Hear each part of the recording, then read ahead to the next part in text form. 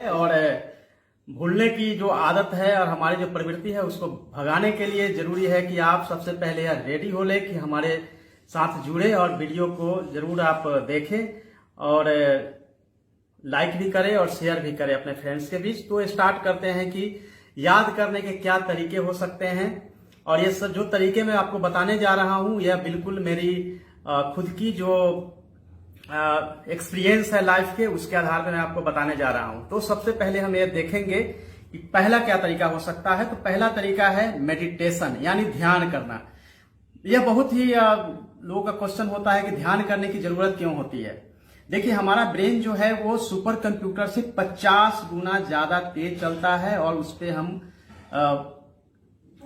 याद करने की जो क्षमता है असीम है। आपने देखा होगा आइंस्टाइन ने अपने ब्रेन का केवल 17% उन्होंने यूज किया था और सापेक्षता का सिद्धांत दिया था। एक आईएएस बनने के लिए अपने ब्रेन का और केवल 3% अगर आप यूज करते हैं तो आप आईएएस ऑफिसर बन जाते हैं। कोई भी इंसान कोई भी कॉम्पिटिटिव एग्जाम को अगर क्रैक करना चाहता है तो उसको केवल अपने माइंड का 2% यूज करना है। तो पहला जो मेरा फॉर्मूला है वह है मेडिटेशन यानी ध्यान करना। आपको मैं सबसे पहले बताऊं कि आप अगर ध्यान करते हैं, मेडिटेशन करते हैं तो उसका फायदा क्या होता है। आपका स्ट्रेस लेवल जो है दूर हो जाता है और आप में अच्छे विचार आना शुरू होता है। और ध्यान के लिए जरूरी होता है कि मॉर्निंग के समय में आपको वेकअप यानी कि जगना पड़ेगा। मॉर्निंग समय में आप उठेंगे तो आपको जो है ध्यान करने का बिल्कुल प्रॉपर टाइम होता है। आप कम से कम 30 मिनट्स का ध्यान करें। जो भी आप मेडिटेशन के लिए अपना सकते हैं, कोई भी मेथड अपनाएंगे, इसके लिए भी अलग से हम आपको वीडियो जारी करेंगे कि किस तरह से स्टूडेंट को मेडिटेशन करना चाहिए। तो मेडिटेशन को अगर आप स्टार्ट करते हैं तो आपके ब्रेन जो है वो उसमें से गंदी चीजें जो है वो निकलनी शुरू हो जाती है। जैसे यदि हम YouTube पे कुछ भी देखते हैं, अगर अच्छी चीजें देखते हैं तो नेक्स्ट टाइम जब भी सर्च करते हैं अच्छी चीजें अपने आप जो है परोसना शुरू कर देता है यूट्यूब। अगर गंदी चीजें देखते हैं तो गंदी चीजें अपने आप ही वो परोसना शुरू कर देता है। उसी तरह से ब्रेन है, ब्रेन को जिस तरह से जो चीजें आप ब्रेन में डालेंगे उसी तरीके से ब्रेन जो है कचरा से भरना शुरू होगा। अगर अच्छी चीजें ध्यान लगा के करेंगे तो अपने आप जो है वो कचरा धीरे धीरे दूर होता जाएगा और वो ध्यान जो है आपके फोकस को बढ़ाएगा। आपको यह पता ही होगा कि जैसे विवेकानंद के बारे में आप जानते हैं कि 1 घंटा में वो कम से कम 700 से 800 पेज को किताबों को पढ़ जाते थे और वो एकदम उनको याद हो जाता था। कालिदास के बारे में सुना होगा, केवल उनको पन्ना पलटने से सभी चीजें याद हो जाती थी। यह पूरा फोकस होता था। विवेकानंद कहते भी थे कि एक बार में एक ही काम को करो और बाकी चीजों को भूल जाओ। लेकिन हम पढ़ाई करते समय क्या यह मेथड अपनाते हैं? शांतचित्त जगह होना चाहिए, टीवी नहीं चलना चाहिए, कहीं कोलाहल नहीं होनी चाहिए। इसके लिए बहुत जरूरी होता है कि अर्ली मॉर्निंग का टाइम आप पढ़ाई करिए। 30 मिनट्स ध्यान करेंगे, आपका ब्रेन जो है वो सही चीजों की ओर जाना शुरू होगा।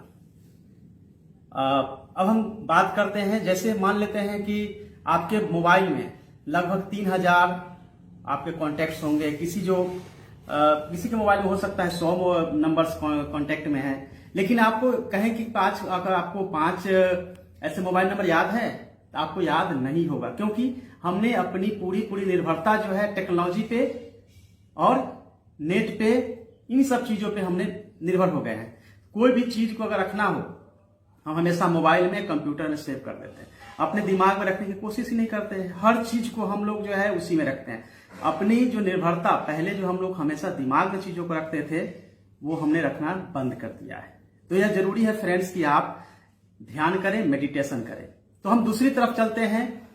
बचपन में आपने सुना होगा कि हमेशा हमारा जो फादर थे वो हमेशा कहते थे कि भाई आप बोल के पढ़ाई करो, जिसको कहते हैं मेढकी पद्धति। जिस तरह से मेढक टरटराता है उसी तरीके से आप जितना जोर से बोल के पढ़ते हैं, और ये आदतें बचपन में लगती है, बोल के पढ़ने से आपको याद ऑटोमेटिक होता चला जाता है। सो बोल के पढ़िए, जोर से पढ़ेंगे तो आपको याद करने में कहीं कोई समस्या नहीं होगी। आपको जो भूलने की प्रवृत्ति है वो दूर होती चली जाएगी। तीसरी बात है इमेजिनेशन। आप कोई भी चीज को पढ़े उसको इमेजिनेशन में ले, कल्पना करें कि ऐसा हुआ है, अपने लाइफ से जोड़े। कोई भी अगर नाम याद नहीं हो रहा है तो अपने फ्रेंड सर्किल में जो भी आपके हैं उनके नाम के साथ उसको अटैच करेंगे, आपको याद होता चला जाएगा। इमेजिन जितना ज्यादा करेंगे, इमेजिनेशन जितना अच्छा होगा, उससे आपके याद करने की जो क्षमता है वो बढ़ती चली जाएगी। तो काल्पनिकता को ध्यान में रखें, कल्पना के साथ हमेशा पढ़ाई करेंगे तो आपको हमेशा जो है याद करने में आसानी होगी। जैसे हम आपको याद कराते हैं कि जब आप दिल्ली से सपोज डेट कि आप जाते हैं अहमदाबाद, तो रास्ते में जितने भी स्टेशन आते हैं आपको याद होता है। दिल्ली से अगर आप पटना आते हैं तो रास्ते में जितने भी स्टेशन है आपको याद आता है। लेकिन वही उसी चीज को अगर पढ़ने के लिए कहा जाता है कि दिल्ली के बाद कौन कौन सा स्टेशन आता है, तो आपको पढ़ के याद करने में आपको दिक्कत होती है। तो आप जितना ज्यादा इमेजिन करेंगे उतना ज्यादा आपको याद होगी। सो इमेजिनेशन पावर को आप बढ़ाइएगा तो आपको कहीं कोई दिक्कत नहीं होगी। हम अब चलते हैं चौथे तरीके की तरफ, उसको कहते हैं लिख कर पढ़ना। लिख कर पढ़ने की जो जहां तक बात है, तो हम हमेशा कहते हैं पेंसिल और पेन के साथ पढ़ाई करिए। जो इंपॉर्टेंट है उसको मार्क करिए, पहले ब्लू से मार्क करिए, फिर रेड से मार्क करिए। और बुक्स में ही, मैंने पहले भी सेशन में बताए हैं कि बुक्स में ही आप हमेशा ऊपर या दाएं बाएं जहां भी आपको जरूरी हो वहां पे आप लिखिए। तो बुक्स में भी लिखने का हमेशा जो है प्रयास करिए, जिससे कि आपको याद करने में आसानी होगी। और जो भी आप पढ़ते हैं उसको लिखिए। और यह मेथड भी है कि जो भी आपका स्पेलिंग दिक्कत हो या कुछ भी याद नहीं होता है, तो जितना ज्यादा लिखेंगे उतना ज्यादा आपको याद होगा। सो लिख कर याद करेंगे तो आपको आसानी होगी और आप याद कर पाएंगे। हम 5वें तरीके की तरफ चलते हैं। यह तरीका जो हो सकता है वह है रिवीजन, दोहराना। रिवीजन के तरीके लिए मैंने आपको बताए थे कि आप हमेशा मॉर्निंग आफ्टरनून को जो पढ़ते हैं, इवनिंग के टाइम में आप रिवीजन करें। सोने जाने से पहले दिन भर में आपने पढ़ा है उसको रिवीजन करें। और 6 दिन जो आप पढ़ते हैं संडे को रिवीजन करें। और 3 वीक जो पढ़ते हैं वो मंथ के लास्ट वीक में पूरी रिवीजन करें। यह आपके रिवीजन का जो मेथड है, अगर इसको अपनाते हैं तो आपको याद की जो समस्या है वो धीरे धीरे दूर होती है। और वैसे भी मैं कहता हूं कि 5 बुक को पढ़ने के बजाय 1 बुक को 5 बार पढ़िए। तो आप जितना ज्यादा रिवीजन करेंगे, आपकी जो भूलने की जो समस्या है उसको आप दूर कर सकते हैं। अब छठे जो हमारे पॉइंट्स है उसके तरफ हम चलते हैं। दूसरे को पढ़ाना काफी इंपॉर्टेंट है।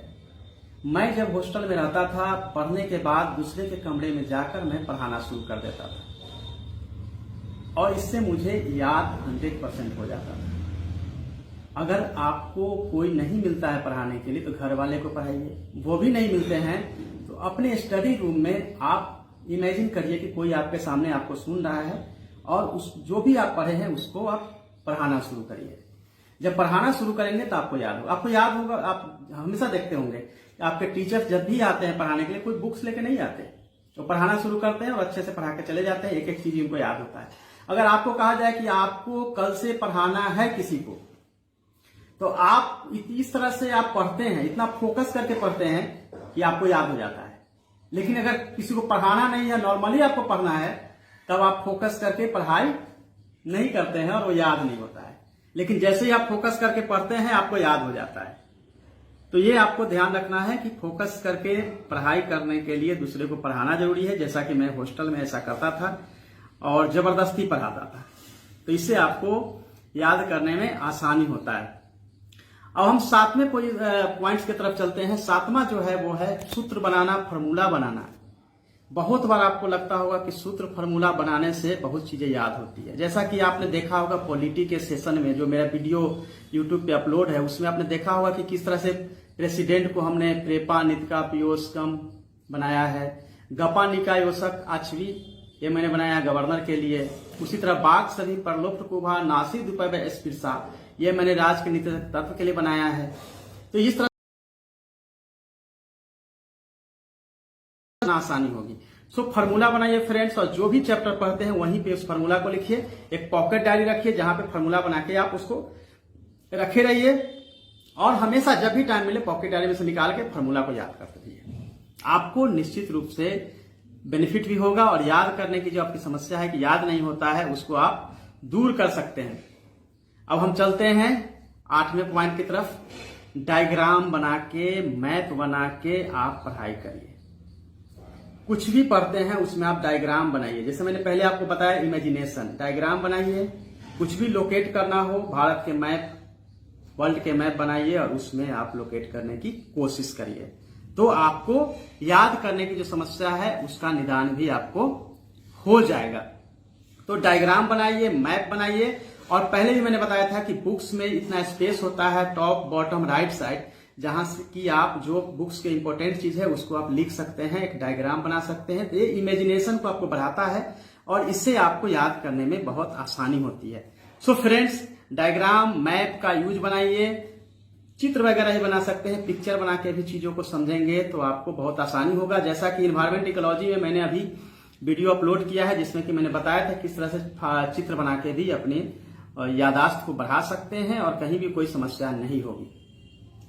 एंड अब मैं बताने जा रहा हूं टोटल नाइन्थ जो हमारे पॉइंट्स है उस पर हम चर्चा करेंगे। बहुत इंपॉर्टेंट है, इसको अपनाएंगे तो बाकी किसी को अपनाने की जरूरत ही नहीं है। दीवालों को, बाथरूम को, स्टडी रूम को आप यूज करिए। कैसे? आपको जो याद नहीं होता है उसको लिखिए और चिपका दीजिए दीवार पे। आपको देखते देखते तीसरे दिन आपको ऑटोमेटिक याद हो जाए। फॉर्मूला हो, बड़ा से बड़ा कोई चैप्टर की चीजें याद नहीं हो रही है, और बाथरूम में भी चिपकाइए, क्योंकि बाथरूम में भी आप ज्यादा समय गुजारते हैं तो बाथरूम में भी कहते हैं कि चिंतन कक्ष होता है, तो वहां भी आपको याद होगा। मैं ऐसा करता था, बाथरूम से लेके जितनी भी दीवारें थी मैं सब जगह चिपका दिया करता था, हॉस्टल में भी, जहां भी हो। वैसे मुझे उस समय लोग पागल कहते थे कि ये क्या कर रहा है, लेकिन इसका फायदा जो है बाद में लोगों को समझ में आया कि ये फायदा बहुत होता है। इसको अपनाएंगे आप, अपने जो आपका बेडरूम है, बेडरूम के बगल वाले दीवार पे चिपकाएंगे तो भी आपको याद होता जाएगा।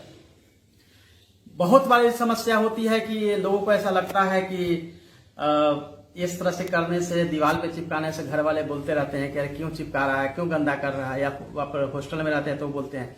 लेकिन देखिए, एक बार आप सक्सेस हो जाएंगे इन तरीकों को अपना के तो फिर पेंट होके नया बन जाएगा, घर भी घर नया हो जाएगा और पेंटिंग करके भी नया हो जाएगा। इसलिए मैक्सिमम जगह जहां भी संभव हो वहां आप इसको चिपकाइए और उसको लगाइए ताकि आपको याद हो जाए। अब चलते हैं लास्ट, रिट्राइवल मेथड करते हैं, रिकॉलिंग। देखिए, आप कुछ भी पढ़ते हैं उसको फिर से रिकॉल करिए, रिवर्स रिकॉल करिए कि क्या क्या आपने पढ़ा था। और रिट्राइवल मेथड में आपको ध्यान रखना है कि आप क्विजी बनिए। आप हमेशा क्यूज बनाइए, क्वेश्चन कीजिए और उससे जो है आप याद करने की कोशिश करिए ताकि आपको कहीं समस्या नहीं आए।